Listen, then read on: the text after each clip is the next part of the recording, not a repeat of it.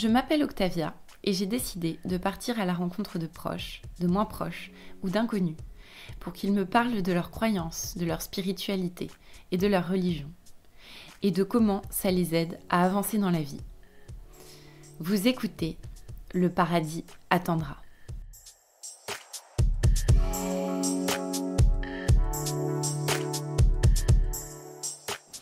Un athée est un homme qui croit qu'il est là par accident. Ces quelques mots du poète anglais Francis Thompson expliquent bien la complexité de la posture de l'athée. Croire qu'il n'y a rien, ni Dieu, ni force mystique ou divinité de la nature. Comment on voit les choses lorsque l'on est plus orienté vers la terre que vers les cieux? Au fond, à quoi croit-on quand on est athée?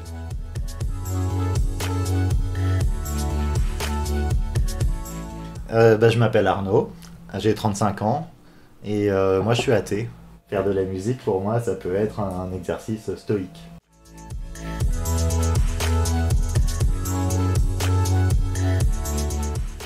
L'athéisme du coup c'est que il n'y a pas de divinité qui existe et je ne reconnais aucune divinité et je crois que le monde n'a pas besoin d'une divinité pour exister.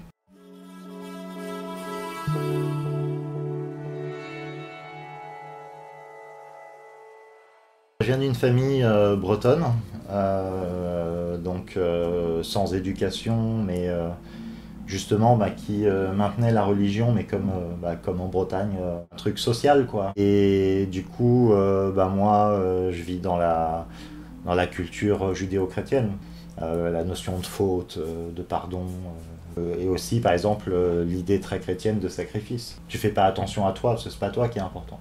Par exemple, si y avait quelque chose qui était organisé par des amis et que moi je voulais faire autre chose, j'allais voir les amis d'abord. L'idée aussi d'accepter de travailler beaucoup, au mépris de ce que toi tu aimerais faire. Et ça, c'est le sacrifice de soi pour des choses que tu espères, des choses en lesquelles tu as foi.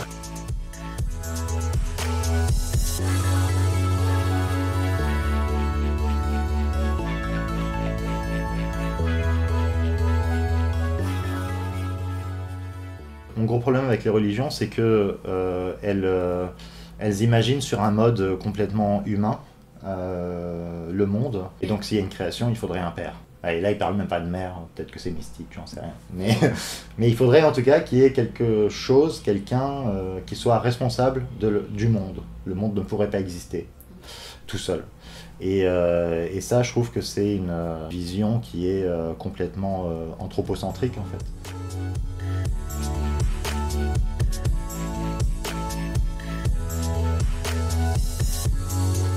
J'ai la certitude qu'on vit tous par la croyance et qu'on a toujours des croyances sur à peu près tout. On ne peut pas savoir et qu'il faut vivre quand même. Et du coup, on est obligé d'avancer dans le monde en croyant. Pas forcément en croyant en une divinité ou des choses, mais c'est un peu le même réflexe, c'est-à-dire que si on veut avancer avec le moins de peur possible dans le monde, il faut absolument qu'on ait des repères en lesquels on croit. Et les croyances qui m'ont... alors j'ai du mal à parler de croyances, mais en fait, c'en est quand même. C'est avoir... quand la vie vraiment avait été complètement chamboulée du jour au lendemain, à 26 ans, c'était me plonger dans Sénèque et lire ses livres. Sénèque, c'est l'un des chefs de file du stoïcisme. Le stoïcisme, en gros, dit qu'il ne faut pas avoir peur et qu'il faut ne plus se soumettre au changement de la vie. Donc il faut trouver en soi-même la sérénité, la tranquillité, pour que le monde extérieur ne puisse plus nous blesser. Évidemment, au départ, c'était un peu ma bouée de secours. Donc au départ, c'était une croyance. C'est-à-dire, j'ai trouvé quelqu'un qui m'aide à dépasser les flots dans lesquels je suis tombé. Il y a quelqu'un qui me parle, il est mort il y a 2000 ans. Il est en train de me parler et il me donne des idées, des conseils, il m'inspire pour pouvoir vivre. Il pose beaucoup de questions. Et c'est des questions qui sont absolument efficaces. Genre, ça te remet en question en tant qu'être humain. Mais par exemple maintenant, alors j'ai toujours une admiration sans borne pour Sénèque, mais je le prends davantage avec des pincettes parce que je ne crois plus en ce qu'il propose. L'idée d'un sage coupé de tout,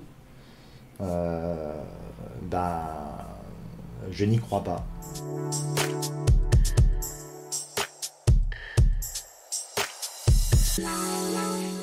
On passe l'essentiel de notre temps à ignorer la mort et donc à en avoir peur. Et je me souviens que l'un des films qui m'a vraiment fait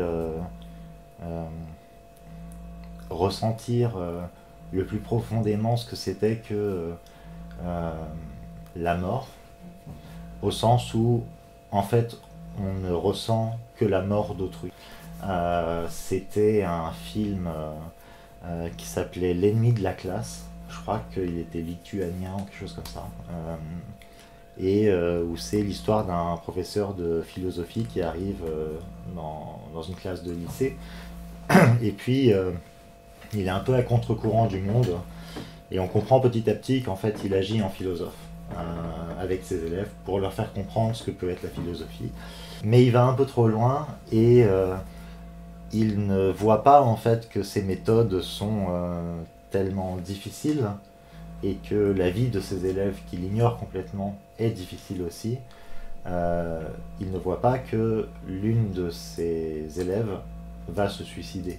Et l'essentiel du film tourne autour de ce changement entre la classe qui connaissait tous ses membres et qui en ignorait pas mal. En fait, quand quelqu'un est ignoré et meurt, ça change tout le reste. Et je crois que ça, c'est la chose la plus belle que je vois dans la mort, c'est-à-dire on peut passer sa vie dans l'indifférence, mais en fait, quand la mort vient, quelque chose s'est passé, on a perdu quelque chose et on le sait.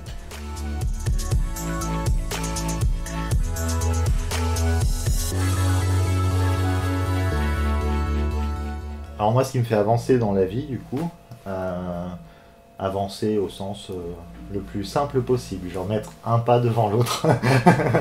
On va commencer petit déjà.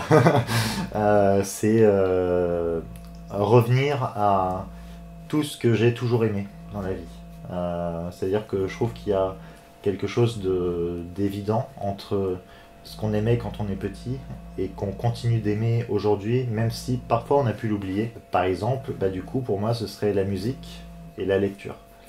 Et ayant toujours aimé la musique, revenir à la musique, ça me permet de renouer avec qui j'ai toujours été, ou en tout cas qui j'ai été enfant. Ça abolit toute cette période-là, le temps qu'on en fait. Et puis ça permet aussi de se retirer du monde, de se préserver justement de tout ce qui peut nous accabler. Bon, c'est mon interprétation pratique des stoïciens. Simplement la musique pour sa beauté, c'est-à-dire que là c'est quelque chose qui te sort effectivement du monde. Tu as besoin de l'écouter pour pouvoir y être sensible, donc déjà tu arrêtes de faire autre chose, tu ne fais plus qu'écouter la musique et puis tu arrêtes le bruit tout autour et tout. Et ça voilà, ça fait un bien fou.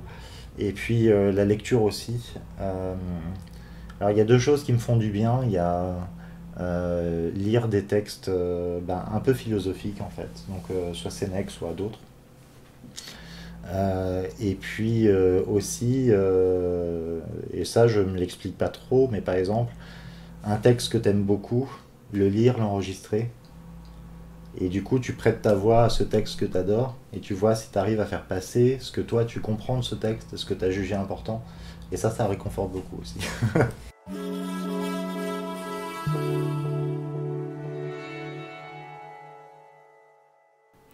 Ne pas croire en Dieu ou en une force cosmique ne signifie pas pour autant que l'on ne croit pas en l'humain, en la beauté du monde ou en l'art.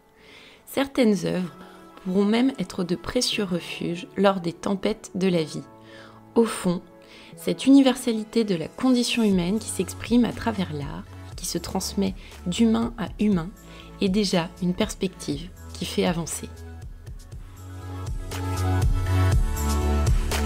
Le paradis attendra a pour vocation de donner la parole à tous les profils, toutes les croyances et toutes les voix. Si vous êtes intéressé et que vous souhaitez partager votre histoire de croyance ou de non-croyance, envoyez-nous un mail à leparadisattendra@gmail.com.